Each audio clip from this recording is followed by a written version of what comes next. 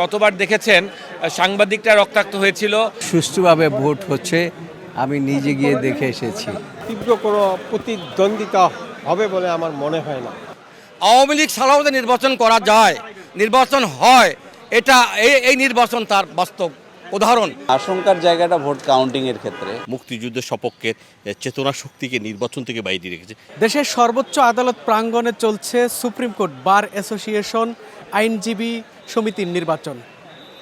সকাল থেকেই আইনজীবীদের উপস্থিতি থাকলেও দেখা গিয়েছে মিশ্র প্রতিক্রিয়া।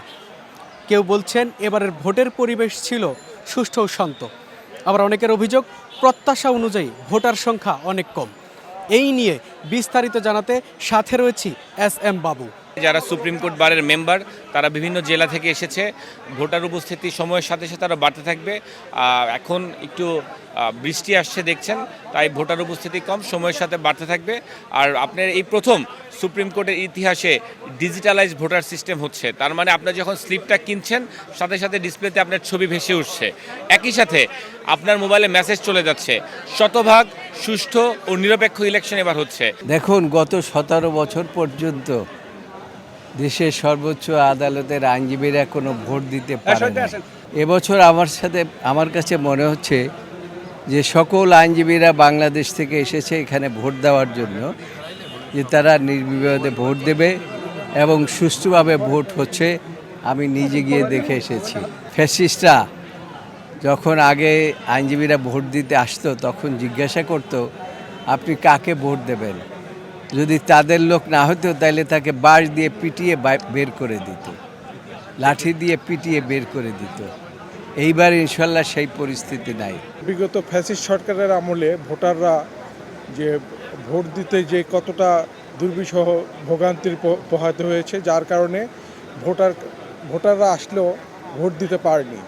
আর বিশেষ করে ভোট কেন্দ্রটা ছিল যুবলীগ এবং আওয়ামী লীগের দখলে। বিশেষ করে বিগত নির্বাচনে যে আমি নাম নাই বললাম, যে সেই প্যানেলটা জোর করে যুবলীগদের ফ্যাসিস্টদের আদালতে যে নির্বাচন করেছিল, সেই নির্বাচন থেকে এই নির্বাচন আকাশ পাতাল ফারাক।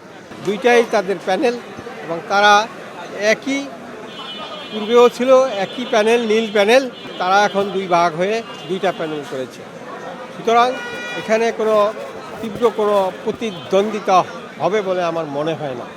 কারণ বড় একটা দল তাদেরকে অবৈধভাবে তাদের নমিনেশন বাতিল করা হয়েছে। 3 প্যানেল এখানে নির্বাচন করছে। আমার মনে হয় আমার এই প্র্যাকটিস জীবনে এত স্বতঃস্ফূর্তভাবে নির্বাচন আমি এর আগে ইতিপূর্বে দেখি নাই। আওয়ামী লীগ ছাড়াও যে নির্বাচন করা যায়, নির্বাচন হয়, এটা এই নির্বাচন তার বাস্তব উদাহরণ প্রমাণ। যা আওয়ামী লীগের দরকার নাই।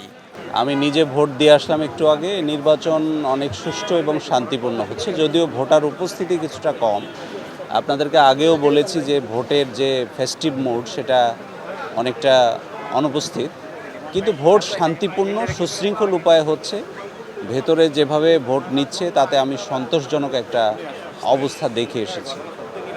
শেষ পর্যন্ত আমাদের আশাবাদ থাকবে এই ভোটটা যেন এভাবে সুশৃঙ্খল উপায়ে হয়। সেটাই শুধু না, আশঙ্কার জায়গাটা ভোট কাউন্টিংয়ের ক্ষেত্রে, জাল ভোট প্রদানের ক্ষেত্রে ওই জায়গাটা তো সবার অ্যাক্সেস থাকে না, আমরাও বলতে পারি না। ওই জায়গাটা শেষ মুহূর্ত পর্যন্ত যেন ভালো থাকে, বাইরের পরিবেশের মতো সুষ্ঠু এবং সুশৃঙ্খল থাকে, এইটা আমাদের কামনা থাকে। গতকালকে নির্বাচনের কার্যক্রম বৃষ্টির কারণে কিছুটা ব্যাহত হলেও আজকে সকাল থেকে প্রচুর সংখ্যক ভোটার আসছে এবং সুষ্ঠুভাবে ভোট গ্রহণ হচ্ছে আশা করছি। ভিতরে নির্বাচন কমিশনের গতকালকের কিছু দুর্বলতা আমাদের পরিলক্ষিত হয়েছিল, আমরা এই বিষয়ে আপত্তি জানিয়েছিলাম। রাতে নির্বাচন কমিশন এগুলো তাদের পিউরিফাইন করার চেষ্টা করেছে এবং আমরা আশা করছি এখন নির্বাচন নিয়ে আর কারো অভিযোগ আপাতত নাই। আমরা আশা করছি যেভাবে নির্বাচন হচ্ছে সুষ্ঠুভাবে হচ্ছে। এই নির্বাচনের সবচেয়ে বড় বিষয় হলো সুষ্ঠুভাবে ভোট গণনা করা। যদি ভোট গণনাটা যথার্থভাবে হয় এবং এই নিয়মতান্ত্রিকভাবে হয়, এখন সকলের উপস্থিতি হয়, আমরা আশা করছি তখনই এটাকে একটা সুষ্ঠু নির্বাচন হিসেবে আমরা বলতে পারবো। এজন্য আপনাদেরকে ভোট গণনা পর্যন্ত অপেক্ষা করতে হবে নির্বাচনটা কেমন হচ্ছে এই সম্পর্কে ফাইনাল কথা বলার জন্য। ভোট বর্জনের বিষয়টা তো খুব ভেরি ক্লিয়ার। যখন মানুষের তো ফান্ডামেন্টাল রাইটস থাকবে না, ভোটার অধিকার। ভোট হলো সকলের একটা উৎসবপূর্ব উৎসবমুখর পরিবেশে থাকবে। আইনজীবীদের ভোট, তো আইনজীবীরা 44 জন আইনজীবীকে ভোটার লিস্ট থেকে ওরা প্রার্থিতা বাতিল করেছেন। কি কারণে করেছেন? Without cause. ভিন্ন মতাদর্শের লোক, ভিন্ন রাজনৈতিক দলের উপর। তা এখানে বার তো সবাই, আর সকলে দিন শেষে আইনজীবী, ধর্ম যার যার, রাজনীতি যার যার, কিন্তু বার সবাই। ঠিক আছে, এইবারে আমরা ঐক্যবদ্ধ থাকবো, একসাথে থাকবো সবাই, সবার স্বার্থ। কিন্তু একটা বিশাল একটা স্বাধীনতা সপক্ষের, মুক্তিযুদ্ধের সপক্ষের চেতনা শক্তিকে নির্বাচন থেকে বাইরে রেখেছে, সেই কারণে আমরা বর্জন করেছি। আমি 18 কোটি মানুষের জন্য একটা সুপ্রিম কোর্ট, সেই সুপ্রিম কোর্টের লয়ার হিসেবে আমি আমার ফান্ডামেন্টাল রাইটস পাচ্ছি না। আজকে যিনি প্রেসিডেন্ট প্রার্থী, আমাদের যিনি সভাপতি, উনি আইন প্রণেতা, এখন জাতীয় সংসদের মেম্বার। তো উনি এখানে একটা অবৈধ নির্বাচনকে বৈধতা দিচ্ছে।